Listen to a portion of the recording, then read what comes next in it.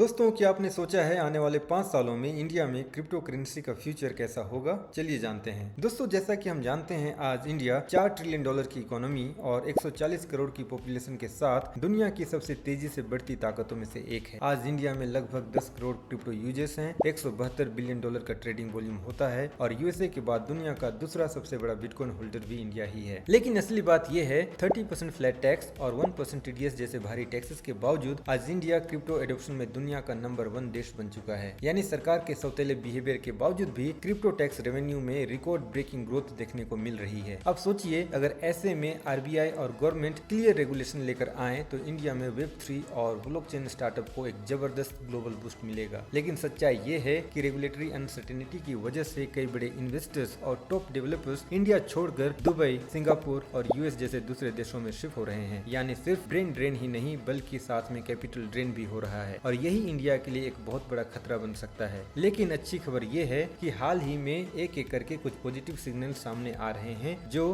Crypto users के लिए आने वाले समय में सिल्वर लाइनिंग साबित हो सकते हैं। तो दोस्तों, इंडिया का क्रिप्टो फ्यूचर अब सिर्फ एक चीज पर डिपेंड करता है और वो है रेगुलेशन। अगर सरकार क्लियर रूल्स लेकर आती है तो इंडिया क्रिप्टो रिवॉल्यूशन का ग्लोबल लीडर बन सकता है।